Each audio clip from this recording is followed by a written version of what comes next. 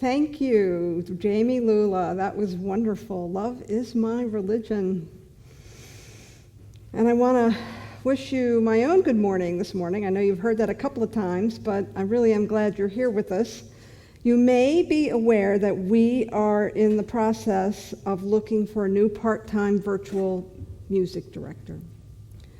And we're really grateful for Leah, who has supported us over these last 6 months. And what I know is that I'm certain that Leah will be joining us again as a guest musician, but at this point, we're looking at different candidates, and I wanted to let you know that Jamie Lula was one of those candidates. And so each of those candidates, we will be presenting their music to you, and we'd love your feedback. The music is such a huge part of what we do. And so I hope that you'll join me in welcoming each one of these candidates as we take a look at what they have to offer our community in this very unusual time. And that song, Love is My Religion, is actually a perfect song that marries together this beautiful day of Valentine's Day and our theme for this month, which is Many Paths, One Journey. It's actually one journey, many paths. So let me start by saying Happy Valentine's Day. And what I know about Valentine's Day is that we Westerners tend to over-commercialize Valentine's Day as this celebration of romantic love. But I want us to look beyond that this morning, to beyond what we've been enculturalized to accept as Valentine's Day, and to think of this idea of Valentine as something larger. When you actually look at the root word for Valentine's, it comes from the Latin word Valentinus, which means worthy, strong, or powerful. And that's the kind of love I want to talk about today. As we look at this idea of one journey, many paths, I'm reminded of the many ways to experience love. There's many ways to give love and to receive love. A simple "be safe today" is one way of saying love to someone. There are so many ways that we can have an experience of love, and yet the pathway is to this one common place that brings us to a point of connectedness or oneness. Each of us is on our journey to rediscover our power and our worthiness and our strength, and that's really what we're talking about this morning. And one could easily surmise on this journey that attainment is the goal, that the purpose of the journey is to acquire that relationship or that job or that home. But life is not about what we can acquire or the destination that we're journeying to. Life is not about getting things or arriving at places, but actually those things are a means to an end. And that the end is to be completely present with the infinite invisible. And so my talk title today is indeed that, the infinite invisible, and I want to talk a little bit about what that is. One might call the infinite invisible the mystery. You might call it love. You might call it spirit. You might call it the creative power, God, Yahweh, Jesus, Buddha, Muhammad. It has many labels. My favorite is the thing that makes the grass grow. It's that energy that enlivens all that we experience. There's a wonderful Benedictine monk. His name was Father B. Griffiths, and he spent his life exploring Indian philosophies and teaching from this common ground that was both Christian and Hindu. And he liked to tell this story about how when he asked people of many different faiths, where is God, that depending upon their faith tradition, they would have a different perspective. So right now, as we're joined here this morning, I want to ask you, where is God? And if I asked you to point to that, what direction would you point in? Father Bede said that the Hindus would immediately point to their heart because they knew that's where Atman was at the core of their being. And in contrast, he said that when he would ask someone of a Jewish or Christian or Muslim tradition where God was, they would often point outward or upward, because that was, in many of those cultures, that God is first seen as external. Now, I think it's true that both Hindus and Christians and Jews and religion traditions that follow the more Abrahamic ideals and beliefs both know the Hindus may start within, but they know God is everywhere around them. And the Abrahamic traditions may start with thinking about God as all around them, but they also know that it's within them. It's just a difference of access points. Wayne Teasdale sees this as the introverted approach or the extroverted approach to seeking God and connecting with God. And he doesn't mean introverted and extroverted in the sense that we think about it from a psychological viewpoint, but rather how we navigate these many paths on this one journey to find our spiritual home. Remember, we are talking this morning about the infinite invisible, and we experience this power most often by its expression, like seeing the wind through the trees or the clouds. So I have to ask you this morning, what are you paying attention to? What is it that is your access point to spirit? Where are you looking for the wind? Many of us look first at the evidence that we see around us in this thing we call life. This approach may limit us because we are investing in what spirit creates rather than the creative process itself. And in Science of Mind, we teach that how we see the wind itself is the ticket. It's the point of entry. It's the beginning for entering into this thing called the creative process. We believe that everything starts in mind and then moves into form. And so we begin by looking first within to our own thoughts and connecting to those. This month's theme is available to you through this wonderful 2021 spiritual journey. And there's a beautiful quote for this week that I want to share with you. The true self is infinite. It has no boundaries. Pure essence, pure light, engulfing the mind, the soul, the body, the invisible real, and its radiance. And that's from Alberto Villoldo. And so in order for us to really understand what we're working with, we need to know that it's all of who we are and it's all of what we experience. That there can never be a divide between the inner and the outer, and that when we step into that place of what I would call access point or the point of conception at the inner, that we need to know that God is with this creation that is creating by means of us all the way through the process and right into the creation of matter in the outer. And I think things can get messy for us because we begin to get very attached to what we create. What gets created by means of us becomes very important to us.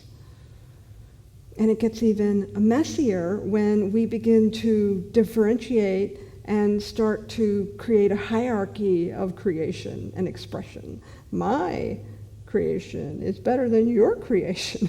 And so it gets challenging for us because we're in it, right? We're in this thing that's been created by means of us, and it's hard for us to even see ourselves in that process and see the attachment that we have to what we've created. But the fact is that creation, Source, just creates.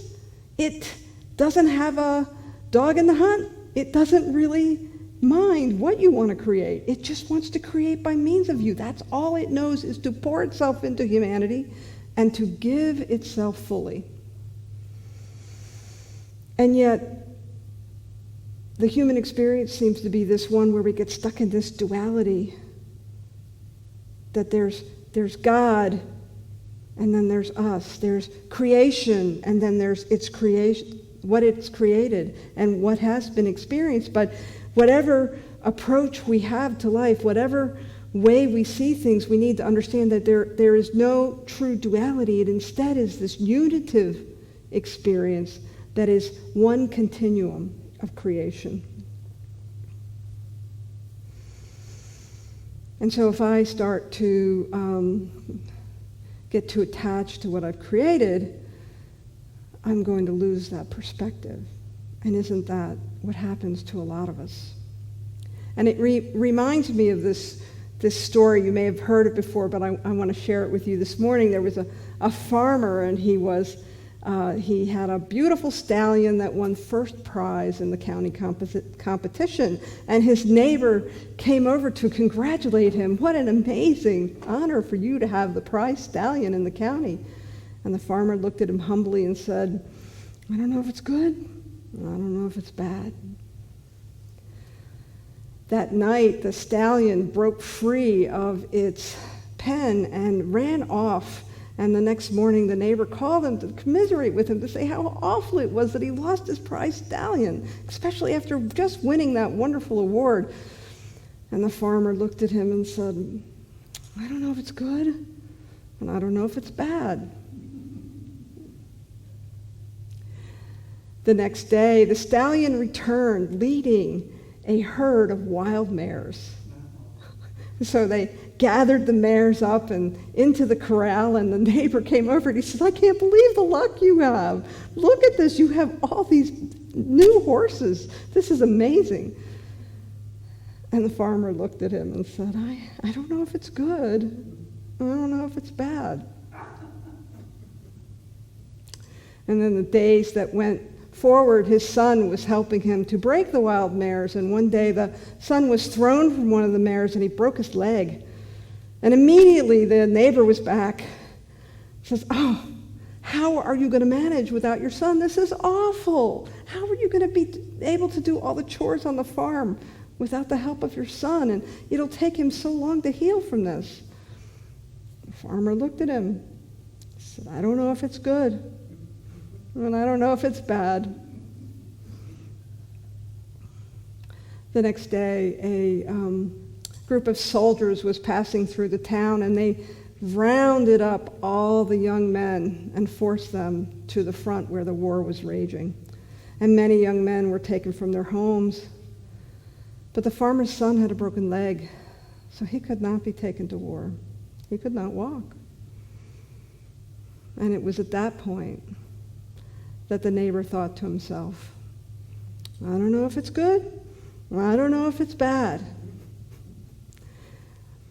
It's a wonderful illustrative story about how we get all caught up in what happens.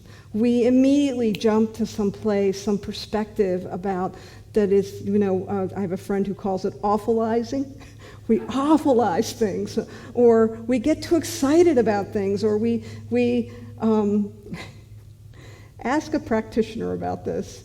I will pray with somebody for something that they really want to happen in their lives, something beautiful that opens up, and a week later, I'll see that person running around talking about, this wonderful thing that happened, as if they didn't direct it through prayer. Just this wonderful thing that happened to me. Look what I've done. All creation has to move through a vehicle. And we are those vehicles. That life is the vehicle. It is the channel that creation allows itself or wills itself to move through. And each one of us creates that vessel with our attitudes, with our beliefs, with the things that we hold in our heart, with our feelings, with our emotions. And the thing I know about creation is that it is forever recreating itself. So whatever was created last week Well, that's old news.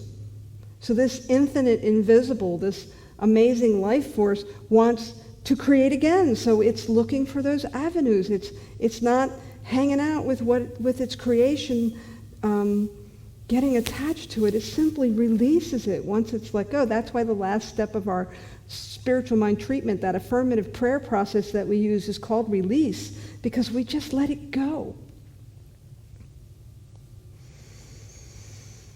Yet when we fixate on what's been created, we get stuck.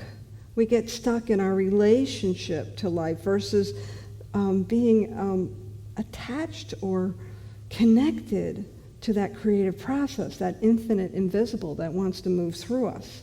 And when things go awry, I don't know about you, but my first knee-jerk reaction is I got to try to fix it. I got to try to reattach it. I got to try to make it happen the way it's supposed to happen, right? Because I've got an idea of what's supposed to happen. And suddenly we can fall victim to what we've created. We can get way too attached to it. Black Elk has a beautiful quote. Black Elk is a Native American mystic, and he writes, "The heart is a sanctuary at the center of which there is a little space wherein the Great Spirit dwells. And this is the eye. This is the eye of the Great Spirit by which it sees all things and through which we see it. If the heart is not pure, the Great Spirit cannot be seen." The purity that Black Elk is talking about is clarity. If we're too attached, we lose perspective. We lose that clarity. We lose being able to see with the eye of spirit. We lose being able to see that something larger is happening as us, by us, and through us. And our job is to be willing and open and receptive participants and partners with this creative process. We do this through practices. We do this through spiritual practices. We do this through centering ourselves. We do this through meditation. We do this through spiritual study. We do this through contemplation. We do this through sacred service. All these things are ways where we can bring ourselves back to center.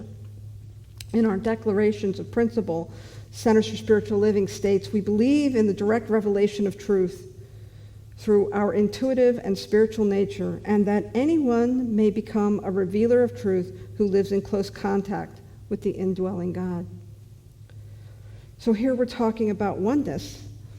And I like to think of oneness as unitive awareness.